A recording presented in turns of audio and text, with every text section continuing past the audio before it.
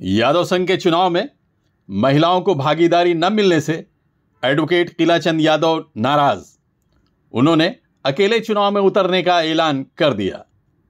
यादव समाज को एकजुट करके उसे देश में ही नहीं बल्कि विश्व में तरक्की की अगली पंक्ति में खड़ा करने का सपना देखने वाले एडवोकेट किलाचंद यादव से महाराष्ट्र और उत्तर प्रदेश का यादव समाज भली भांति परिचित है। उनके पास सामाजिक और राजनीतिक दोनों का एक लंबा अनुभव है। वो कई संस्थाओं से जुड़े हुए हैं और अपने दिल में समाज का दर्द रखते हुए सभी मंचों से अपने विचार को बेबाकी से रखते रहे हैं। वो मानते हैं कि समाज में महिलाओं को किनारे करके यादव समाज कभी भी तरक्की नहीं कर सकता। आगामी 7 जनवरी को यादव संघ मुंबई का चुनाव होने जा रहा है। इसमें 4 पैनल खड़े हैं, जिसमें एक भी महिला को उम्मीदवारी नहीं दी गई है। इस बात से दुखी होकर वो किसी पैनल से नहीं जुड़े बल्कि अकेले इस चुनाव में उतरे हैं। वो लोगों से अपील करते हैं कि वोट देते समय व्यक्ति को देखिए, पैनल के चक्कर में मत पड़िए। यादव समाज के लिए वो क्या करना चाहते हैं, आइए सुनते हैं उनके विचार। चुनाव तो 12 वर्षों के बाद हो रहा है यादव संघ का, और हम भी एक उम्मीदवार हैं इसके अंदर। पैनल के आधार पर चुनाव लड़ते हैं। मैं ये चाहता था कि हर पैनल में महिलाओं को भी स्थान दिया जाए। किसी पैनल ने स्थान दिया नहीं। दूसरी बात यह है, जो लोग चुनाव लड़ रहे हैं सब छोटे भाई लगते हैं। किसके खिलाफ क्या बोलना ये भी मैंने उचित नहीं समझा। कुछ बुजुर्गों का सलाह था कि अनुमान गलत हो सकता, अनुभव गलत नहीं होता। आपके पास अनुभव है, आपको जानना चाहिए। तो मैंने निर्दलीय चुनाव लड़ने का फैसला लिया। मेरा अपना खुद का विचार था, चुनाव लड़ने की कोई इच्छा नहीं थी कि कुछ अच्छे लोग आ जाएं, कुछ महिलाओं को ले लेंगे तो काम हो जाए, कि ऐसा हुआ नहीं। मुख्य कारण क्या है कि जो विद्यालय का स्थापना की गई यादव संघ के, इसलिए नहीं किया गया था कि यादवों के बच्चों को बाहर एडमिशन नहीं मिलता है। ये विद्यालय का स्थापना इसलिए किया गया था जो इससे साधन सुविधा मिलेगी वो समाज के बच्चों को काम आएगी। वो काम हुआ नहीं। जैसे कि एडमिशन में 30% रिजर्वेशन हमारे बच्चों को होना चाहिए, तो हुआ नहीं। कॉमन एंट्रेंस टेस्ट महाराष्ट्र में होता है, जिससे एग्ज़ाम होने के बाद ही मेडिकल और इंजीनियरिंग में एडमिशन मिलता है। इसकी हमें कोचिंग चलाना चाहिए, हुआ नहीं। वो मैं चलाना चाहता हूँ। जो संवैधानिक अधिकार देश के अंदर है, जैसे एक सिंपल चीज़ बताऊँ आपको मैं, उत्तर प्रदेश के 75 जिलों में एक भी डीएम यादव नहीं। उत्तर प्रदेश के 350 तहसीलों में एक भी यादव तहसीलदार नहीं। संवैधानिक अधिकार भी हमारे पास नहीं। संवैधानिक अधिकार के लिए बीएड से नहीं काम चलेगा, आईएएस, आईपीएस, आईआरएस करना पड़ेगा। उसके लिए हमें टैलेंटेड बच्चों को लेकर के ट्रेनिंग देना चाहिए। वो नहीं हुआ, वो मैं करना चाहता हूँ। तीसरी बात, जो गरीब बच्चे हैं, टैलेंटेड हैं, लेकिन उनके माँ बाप पढ़ा नहीं पा रहे, उनके लिए फ्री एजुकेशन की व्यवस्था हमारे यहाँ होनी चाहिए। एक बड़ा अहम सवाल ये है जिसके लिए मैं लड़ना चाह रहा हूँ, जाना चाह रहा हूँ इस कमेटी के अंदर, कि एक ओबीसी का सर्टिफिकेट होता है जो महाराष्ट्र सरकार मान्य नहीं करती, उसे मान्यता प्रदान कराना होगा। क्योंकि मेरा व्यक्तिगत मानना है कि संवैधानिक अधिकार है। एक जौनपुर का तहसीलदार जो ओबीसी सर्टिफिकेट इशू कर देता है, तो मुंबई का तहसीलदार उसे कैंसिल नहीं कर सकता है। स्टेट गवर्नमेंट को सिर्फ और सिर्फ डोमिसाइल का अधिकार है। कोई आदमी तुरंत फ़ायदा न उठा ले। इसके लिए मैं लड़ाई लड़ूंगा, चाहे जहाँ तक जाना पड़े। तीसरी बात, और जो बातें हैं सामाजिक काम के लिए, महिलाओं के लिए कोई भी प्रतिबंध नहीं है, कोई व्यवस्था नहीं। यादव संघ मुंबई सिर्फ पुरुषों को बन के रह गया है। यहाँ तक गोवर्धन पूजा और जन्माष्टमी को भी महिलाओं को नहीं शामिल किया जाता है। और जो समाज महिलाओं को छोड़ चलेगा तो आगे सर्वाइव नहीं कर पाएगा। जिसकी आधी ताकत घर में बैठ जाएगी तो वो तो किसी लायक नहीं बचेगा।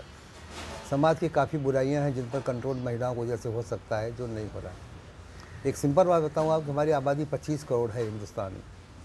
यादवों का आबादी 25 करोड़ है, जो कि रशिया का आबादी तो नहीं है, अमेरिका का आबादी नहीं, कनाडा का आबादी नहीं। लेकिन इस 25 करोड़ में से 78 महिलाएं गई लोकसभा में, उसमें सिर्फ 2 महिलाएं यादव गई। जिसकी आबादी 25 करोड़ है उसकी 2 महिलाएं लोकसभा में हैं, और जिनकी 5 करोड़ आबादी उनकी 35 महिलाएं लोकसभा में हैं। हम क्या कर रहे हैं? इन्हें क्यों नहीं बढ़ाना चाहते? इनको क्यों नहीं आगे लाना चाहते हैं? ये सारी समस्याओं को मैं निपटाने की कोशिश कर रहा हूँ। अब इस युग में पढ़ाई लिखाई की वजह से शादी ब्याह देर हो गई लोगों करने में, व्यस्तता बढ़ गई, लोग नहीं कर पा रहे हैं। सामूहिक विवाह की व्यवस्था करना चाहता हूँ मैं विद्यालय में, कि जिससे कि एक संकट से आदमी बचे और उसे तकलीफ ना पैदा हो। और मेरे ऊपर कुछ आरोप है जो आप कह रहे हैं कि अकेले चुनाव क्यों लड़ रहे हैं। अकेले चुनाव लड़ने का कारण ये नहीं है कि मुझे किसी पैनल ने लिया नहीं, सब चाहते थे मैं आ जाऊँ। मेरी एक कंडीशन थी कि पैनल में जिसमें महिलाएं होंगी उसी में शामिल होऊंगा मैं। किसी पैनल में महिलाओं को आगे नहीं लाया। दूसरी बात, सब भाई बंद हमारे लगते हैं, उनका विरोध करना मैंने उचित नहीं समझा, इसलिए मैं इंडिपेंडेंट आ गया। कम से कम वहाँ जाके मार्गदर्शक तो रहूँगा मैं, एक मार्गदर्शक के रूप में जाना चाहता हूँ और अपने अनुभव का कुछ लाभ और समाज को मिल सकता हो तो देना चाहता हूँ। मेरी यही इच्छा है। समाज का क्या रिस्पांस मिल रहा है आपको? समाज का हर आदमी ये कह रहा है कि आपकी ज़रूरत है वहाँ पर। पैनल नहीं कैसे होगा, तो मैंने कह दिया पैनल की बात नहीं, व्यक्ति की बात करिए आप। वोट पैनल को नहीं देना है, हर पैनल में जो अच्छे व्यक्ति हैं, जो समय दे सके समाज के लिए, टाइम निकाल सके, अपना गुण दे सके, उनके अंदर कोई क्वालिटी है वो बांट सके, उनको चुनिए आप। ज़बरदस्ती गुटबाजी में मत जाए। एक पैनल है तो गुट है, वो पैनल बनाना मतलब गुटबाजी होती है। तो गुटबाजी में न जाकर मैं चाहता हूँ एक वोट अपने लिए मांग रहा हूँ कि 8 वोट तो बचिए आपके पास। वो 8 वोट जो है समाज में जिसको अच्छा व्यक्ति समझते, चाहे जिस पैनल में हो, उसको आप दीजिए। अच्छा, मुंबई में समाज को अगर देखा जाए पॉलिटिकली, अगर उससे निगाह से आप देखें राजनीतिक रूप से, तो क्या कितना इनको प्रतिनिधित्व मिलना चाहिए और कितना मिला है? अगर मुंबई की बात करें पॉलिटिकली, असेंबली, पार्लियामेंट में दूसरी, तो इसको देखते हुए आप क्या, किस तरह का आपका विचार है, क्या होना चाहिए समाज के लिए? नहीं, राजनीति में हम बहुत पीछे हैं।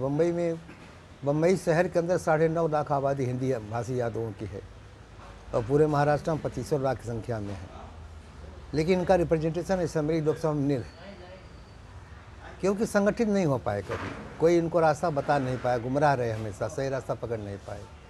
सत्ता के साथ रहना इनको सीखना चाहिए, सीख नहीं पाए, ये अपने आप को बदल नहीं पाए, इसलिए ऐसा हुआ। मैं कोशिश करूँगा कि राजनीतिक ढंग से भी इनका सम्मान बढ़े, इकट्ठा रहेंगे तो हर पार्टी इनको सम्मान देंगी और राजनीति में अब बिना राजनीतिक शक्ति आए। देवी साहब क्या है, जो कॉन्स्टिट्यूशनल ताकत है संवैधानिक, वो 2 तरह से आती है, या तो राजनीति से आती है, एजुकेशन से आती है। अगर राजनीति में आप ताकत में रहेंगे तो वहाँ संविधान की ताकत आपको आती है, आप हस्ताक्षर कर सकते हैं, या तो पढ़ाई लिखाई से IAS IPS हो जाए आप। तो जितना पढ़ाई लिखाई जरूरी है उतना ही जरूरी राजनीति भी है। मैं चाहूँगा कि लोगों को गाइड करने की कोशिश करूँ, उनका मार्गदर्शन करूँ कैसे क्या करना है। अब समाज जितना हमारी बात मान सकेगा उसका आभारी रहूँगा, क्योंकि अपना अनुभव उनको देना चाहता हूँ। मेरा व्यक्तिगत मानना है कि अनुमान गलत होता है, अनुभव गलत नहीं होता है। अनुमान लगाइए तो गलत हो भी सकता है, अनुभव गलत नहीं होता है।